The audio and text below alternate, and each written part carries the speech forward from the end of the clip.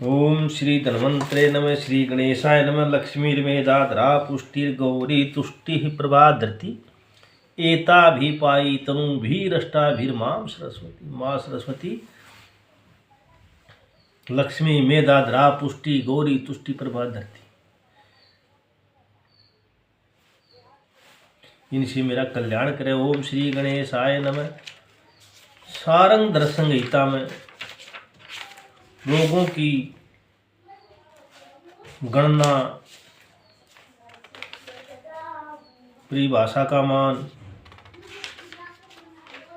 नाड़ी परीक्षा, दूत आदि का, इन सब का वर्णन किया गया। मैं सर्वप्रथम श्री भगवान धन्वंतरी को स्वस्थेषु मैत्रीम करुणामृजार्ति प्रीतिम सुसाध्य विदधानमे उपेक्षणम चाशु मुमुक्षुमर्ते धन्वंतरीम वैदवरम नमामि। धन्वंतरीम भगवान धन्वंतरी वैदवरम, वैदों में श्रेष्ठ नमामि, नमन करता हूँ, नमस्कार करता हूँ। भगवान धन्वंतरी को नमस्कार करता हूँ। स्वस्थेषु मैत्री, समस्त प्राणियों के प्रति मैत्री का भाव रखने वाले, करुणामृजार्ति और बीमार के प्रति, रोगियों के प्रति करुणा रखने वाले, सुसाध्य प्रीतिम और सुसाध्य जो ठीक स्वस्थ होने वाले हैं उनके लिए प्रीति स्नेह विदधान में रखने वाले, उपेक्षम चाशु मुमुक्षुमर्ते और उपेक्षणम उपेक्षा करने वाले, किससे? जो शीघ्र मरने वाले हैं, इनको कहीं लाभ तो होता नहीं, तो उनसे उपेक्षम चाशु मुमुक्षुमर्ते धन्वंतरीम भगवान धन्वंतरी वैदवरम नमामि। वैद्यों में श्रेष्ठ में भगवान धन्वंतरी को नमस्कार करता हूँ। समस्त व्यक्तियों में मित्रता का भाव रखने वाले, रोगियों पर करुणा करने वाले, साध्य रोगियों पर स्नेह करने वाले तथा शीघ्र ही प्राण छोड़ने वाले, मरने वाले व्यक्तियों की प्रति उपेक्षा करने वाले वैद्यों में श्रेष्ठ वैद्य धन्वंतरी भगवान धन्वंतरी को मैं नमस्कार करता हूँ। वैद्य के लिए जरूरी है कि वैद्य का कुछ ज्ञान होना चाहिए। वैसे नहीं गिले वही कोई पढ़ा नहीं, वैसे एक दो नुस्खे जाने वैद्य बन गया, ऐसा नहीं है।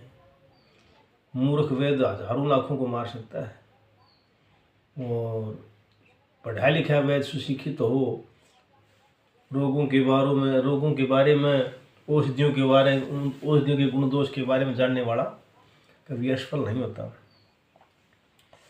रोगम आदौ परीक्षित, पहले रोगी की परीक्षा करें। तदंतरम औषधम, उसके बाद औषधि की कल्पना करें। ततः क्रम विषक पश्चात ज्ञानपूर्वम समाचरेत, चिकित्सा प्रारंभ करने से पहले रोगी की परीक्षा करें। उसके बाद औषधि की परीक्षा करें कि रोग क्या और मैंने औषधि क्या दे दी, ये भी दिक्कत है।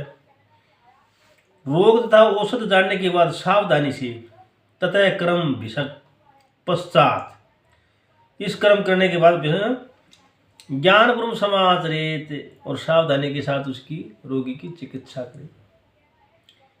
अगर एक चीज में ही प्रमादवश या अज्ञानवश रोग के बारे में जानकारी नहीं हुई, औषधि के बारे में जानकारी नहीं हुई, और भाई चिकित्सा प्रारंभ कर देना, अपयश ही मिलता है। फिर रोग की परीक्षा, रोग परीक्षण, रोग की परीक्षा करे। कैसे करे? रोगाक्रांत शरीरस्य, रोग से आक्रांत शरीरस्य, शरीर का, शरीरस्य शरीर्यो शरीराणाम, रोगस्य आक्रांत शरीरस्य स्थानी अष्टौ परीक्षित, स्थान्य अष्टौ परीक्षित, स्थानी अष्टौ परीक्षित, 8 परीक्षा करें। रोगाक्रांत शरीर की, जो रोगी है उसके शरीर की 8 परीक्षा करें वैद्य। नाड़ी, पहले नाड़ी देखे, फिर मूत्र का बुझे, मूत्र की, फिर मलम, फिर जीव की, फिर शब्द की, वाणी की, सप्रस छूकर दृग आकृति में, और आंखों की आकृति को देखे। ये चीज ध्यान से देखे, वैद्य को देखने के लिए जरूरी है कि ये 8 परीक्षा करे। रोगाक्रांत शरीर शेषथानी अष्टो परीक्षित नाड़ी मूत्रम मलम जिह्वाम शब्द स्पर्श दर्गाकृति। नाड़ी, मलमूत्र, जिव्या, शब्द स्पर्श दीर्घाकृति, इनसे परीक्षा करें। इन 8 वस्तुओं का ज्ञान ये अष्टांग हृदय का है श्लोक और बहुत ही उत्तम है। 8 परीक्षा करें। नाड़ी परीक्षा काल पहला क्या है? नाड़ी। नाड़ी परीक्षा काल कैसा है कि नाड़ी देखने के लिए किन किन नियमों का पालन करना पड़ता है, क्या क्या है। प्रातःकृत समाचार है, कृताचार परिग्रह, सुखासीनम परीक्षार्थम उपाचरित। चिकित्सा प्राशक लक्षित प्रातःकृत निवृत्त होने के बाद में सुखपूर्वक बैठकर कृताचार परिग्रह, इनसे निवृत्त होकर के इनको करने के बाद में और सुखासीन सुखपूर्वक बैठे अपने स्थान पर। सुबह मलमूत्र आदि से निवृत्त होकर के स्नान करके अपने इष्ट का स्मरण करके भगवान धन्वंतरी को ध्यान में करके सुखपूर्वक बैठे रोगी को सुखासीनम, जो आराम से बैठा है उसकी परीक्षा करें। उपाचरित नाड़ी की परीक्षा करें। प्रातः, नाड़ी का समय प्रातः होता है। सद्य स्नाते भुक्त से नाड़ी न परीक्षित।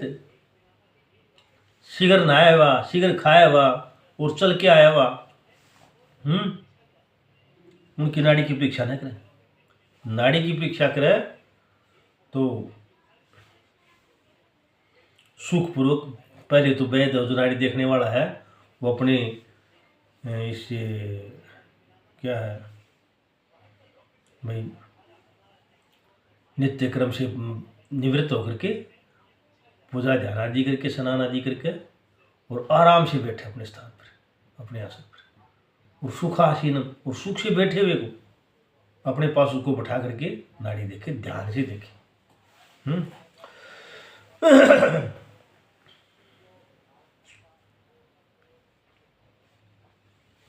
नाड़ी 3 प्रकार, वात पित्त कफम दवंद है। वात पित्त कफ नाड़ी दवंदव, 2 से मिलकर के वात पित्त कफ वात मिलकर के नाड़ी। और सन्निपातम तथैव च, और सन्निपात की असाध्य नाड़ी। साध्य असाध्य विवेकम च, अपने विवेक पर साध्य असाध्य का निर्णय करे। ये नहीं कि भाई नाड़ी देखी गति की मालूम नहीं तो वह असाध्य है और नाड़ी चल रही हो बुखार की या हो कोई पित्त की नाड़ी चल रही हो तेज या धीरे चल रही हो, भाई नाड़ी टूट टूट के चल रही हो, भी तो अपने विवेक से नाड़ी देखे। सर्वम नाड़ी प्रकाशित,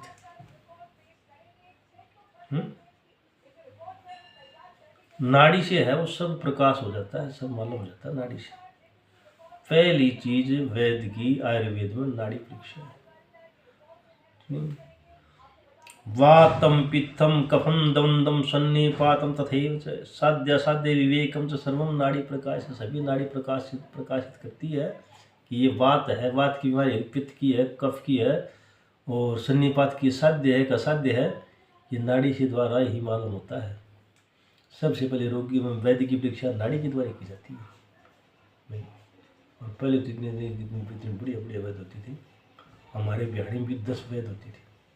हमारी बिहाड़ी को छोटी काशी कहा जाता था। एक तो विद्वानों की काशी, एक जो मंदिर थे जितने ज़्यादा भिवाड़ी में हैं वो काशी के बाद में भिवाड़ी का नंबर है। विद्वान, वैद्य और मंदिर, 3 चीज़ों में भिवाड़ी बहुत ही प्रसिद्ध है। अब तो वैद्य नहीं रहा कोई वैद्य, अब तो वैद्य तो समझो वैद्यों की प्रणाली का लुप्त होने जा रही है, वो ज्ञान रहा नहीं। कुछ मेरे वर्ग ने पढ़ा है तो उसको मैं भी अलग बुद्धि हूँ, ज़्यादा नहीं। कुछ पढ़ा है तो वो बता रहा हूँ भाई, तो मेरे को कुछ मालूम नहीं था, मैं भी वैसे ही वैद्य नहीं जाता। पढ़ना ज़रूरी है, अभ्यास करना ज़रूरी है। और ये मानो आप भाई भगवान में आस्था जरूरी है, अपने इष्ट का ध्यान करो, नित्य कर्म पर रहो और तब जाकर के ज्ञान होता है। गुरु बगैर ज्ञान नहीं है, गुरु जरूर होना चाहिए। तो नाड़ी की 3 परीक्षा, नाड़ी 3 बता दी, वात पित्त कफ, द्वंद्वम सन्निपात तथैव च। नाड़ी तो 3 होती है वात पित्त कफ की, लेकिन द्वंद्व 2 मिलने से द्वंद्व होगी, और तीनों दोष होने से, 2 दोष के मिलने से द्वंद्व होती है, और तीनों दोष दूषित होने पर सन्निपाती नाड़ी की। इसके बारे में आगे सन्नि नाड़ी के बारे में भी किया जाएगा। वरना एक तो वो है नाड़ी विज्ञानम, महर्षि रावणादि, महर्षि कणाद आदि, और हमारे ब्याणे में वेद सत्यदेव वशिष्ठ जो होते थे। मैंने तो बचपन में अपने पिताजी के साथ उसके दर्शन किए थे। वो एक ऋषि थे मेरे पिताजी, अवतार थे। नाड़ी परीक्षा वेद सत्यदेव वैद्य जी की, उसकी वशिष्ठ जी की इतनी बढ़िया थी कि वह एक बार हाथ लगाने से बता देते थे, सब लिख करके देते थे। ऋषि थे वो, और उनकी नाड़ी तत्व दर्शन है, वो तो बड़े बड़े विद्वानों के समझ नहीं आती, इतने प्रकांड विद्वान थे। तो नाड़ी के बारे में ज्ञान ऐसे नहीं होता, कुछ तपस्या करनी होती है, कुछ अध्ययन करना होता है, स्वाध्याय करना होता है, आयुर्वेद के बारे में जानकारी होनी चाहिए, रोगों के बारे में जानकारी होनी चाहिए, औषधि के बारे में जानकारी होनी चाहिए, तब जाके नाड़ी का ज्ञान होता है। और वैद्य सर्वप्रथम वैद्य की परीक्षा नाड़ी के द्वारा होती है, और नाड़ी के द्वारा ही वैद्य परीक्षा करता है। ये नहीं कि भाई अच्छा जी, वातम पितम कफम दवंदम सन्निपातम तथैव साध्य साध्य विवेकम च सर्वम नाड़ी प्रकाश। नाड़ी प्रकाश करती है। नाड़ी परीक्षण प्रकार, वारत्रयम परीक्षे धृत्वा धृत्वा विमुच्य। नाड़ी को वारत्रय त्रयम परीक्षित, परीक्षा करनी चाहिए, धृत्वा धृत्वा विमुच्य विमृश्य बहुधा बुद्धया रोग व्यक्ति तू निर्दिशेत। अंगुली रख करना है, कभी दबाकर कभी ढीला छोड़कर, धृत्वा धृत्वा विमुच्य जैसे छोड़कर है, और 3 बार कर। इसे नाड़ी की सबलता अथवा निर्बलता, लंबाई चौड़ाई उसका ज्ञान हो जाता है। इस प्रकार नाड़ी की अच्छी तरह विचार कर रोग के नाम को प्रकाशित करें, अच्छी तरह समझ करके बार बार धृत्वा विमुच्य, बार बार नाड़ी पर आंगली 3 आंगली धर करके न और परीक्षा करें। अंगुष्ठ मूलम करयोपादि और गुल्फदेश, ये नाड़ी का स्थान बताया है, कहाँ कहाँ कर दीजिए। अंगुष्ठ मूलम, अंगूठे की मूल के नीचे, देखो ये अंगूठा होता है, ये मणिबंध होता है, ये मणि के नीचे यहाँ यहाँ ये देखो अंगूठे के नीचे, ये नहीं किसी अंगुली की तरफ, यहाँ अंगूठे यहाँ बार यहाँ देख यहाँ इतनी जगह छोड़ करके नाड़ी की परीक्षा करें। अंगुष्ठ मूलम करियो, हाथ के कर करियो, दोनों हाथों की, एक हाथ की नहीं, दोनों हाथ की हैं। सहतौते तम तौतान एक अदौ भव। अंगुष्ठ मूलम करियो पादयोर, दोनों पैरों की, गुल्फ देश है टखने के पास।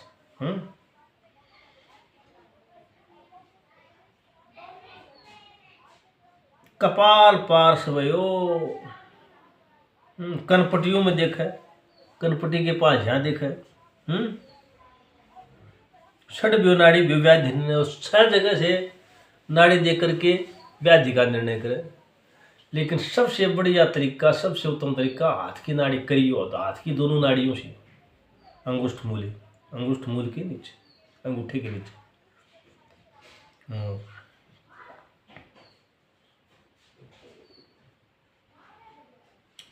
हाथों की नाड़ी अंगूठे की जड़ में, पैरों की नाड़ी गुल्फों में के नीचे तथा मस्तक की नाड़ी दोनों कनपटियों में देखे। इस प्रकार 6 स्थानों में नाड़ी देखने में रोग का यथार्थ निर्णय होता है। ये 3 स्थान है, गुल्फी और क्या कपाल पार्श्वी, तो मृत्यु के सन्निकट होता है उसकी जाकर लेते हैं भाई कहीं नाड़ी चल रही है नहीं चल रही है। कहीं को तो कहते हैं भाई कूणी मांगी नाड़ी कौड़ी के पास, तो यानी उसका कहने का तात्पर्य है कि भी नाड़ी टूटने लगी, क्षीण होगी। अंगुली त्रितय है, अंगुली त्रितय है, स्पृष्ट्वा कर्मा दोष त्रयोद भव। अंगुली त्रिये सपृष्ट्वा कर्मा दोष त्रयोद भवै मंदाम मध्य गताम तीक्ष्णाम त्रिभिर्दोषेस्तु लक्ष्येत। नाड़ी की गति को 3 अंगुलियों से सप्रश करके तीनों दोषों के उत्पन्न गति, मंद गति, मध्यम गति, तीव्र गति, तीनों दोषों के अर्थात अनामिका से मंद सप्रश होने से कफ नाड़ी, मध्यमा से पित्तना मध्यमा से मध्य सप्रश वात नाड़ी तथा तर्जनी से होने से पित्त नाड़ी का वो होता है, तर्जनी, मध्यमा और अनामिका, इनसे नाड़ी का ज्ञान। देखो 3 बार धरत्वा धरत्वा विमुंचच, और 3 आंगली से और 3 दोषों का वात पित्त कफ का ध्यान करें। द्वंद्व दो के मिलने से द्वंद्व और तीनों के मिलने से शनि वात का, और गति इनकी मंद गति, मध्य गति, तीव्र गति, वात कफ पित्त वात, ऐसे आप वो करो। अच्छा भाई, नाड़ी का जो बताया है, वात नाड़ी भवेद ब्रह्मा, वात नाड़ी के देवता ब्रह्मा है, पित्त नाड़ी च शंकर है, और पित्त नाड़ी के देवता शंकर है। श्लेषम नाड़ी भवेद विष्णु, स्त्री देवा नाड़ी देवता, नाड़ी के 3 देवता है। वात नाड़ी भवेद ब्रह्म, वात नाड़ी के गुरु ब्रह्मा है, ब्रह्म है देवता। पित्त नाड़ी च शंकर है, और पित्त नाड़ी के देव शंकर हैं। श्लेषम नाड़ी भवेद विष्णु, स्त्री देवा नाड़ी देवता, और कफ नाड़ी के देवता विष्णु है। पित्त नाड़ी भवेद उष्णा, पित्त की जो नाड़ी होती है पित्त की प्रकृति के अनुसार उष्ण होती है। कफ नाड़ी तो शीतला, और कफ नाड़ी है वो उसकी प्रकृति शीतल होती है। वात नाड़ी भवेद मध्य, वात नाड़ी दोनों इनके मध्य की है।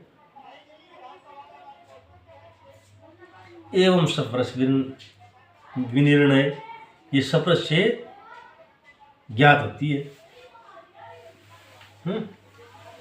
नाड़ी के बारे में जानकारी होना जरूरी है वैद्य को, और अच्छी तरह बार बार इन पर ध्यान दे करके नाड़ी का अभ्यास करना चाहिए। हर एक की नाड़ी देखनी चाहिए, उस नाड़ी को ध्यान से देखना चाहिए। अगर शुरू में न आए तो उससे रोग की पूछे, और फिर ध्यान लगे भाई इस रोग में ये नाड़ी चल रही है इसका, आगे फिर किसी और रोग में आपको जरूर मालूम हो जाएगा भाई इसके कि बुखार की कैसी है, निकाले की कैसी है, और खान पान की भाई गरिष्ठ खाने की कैसी है, हल्का खाने की कैसी है, और कौन से रोग की है भाई, इसके पित्त की प्रकृति ज़्यादा है, कफ की ज़्यादा है, वात की ज़्यादा है। ये बात नाड़ी से ही प्रकाशित होती है। और देखने दर्शनम सप्रशनम प्रच्छनम,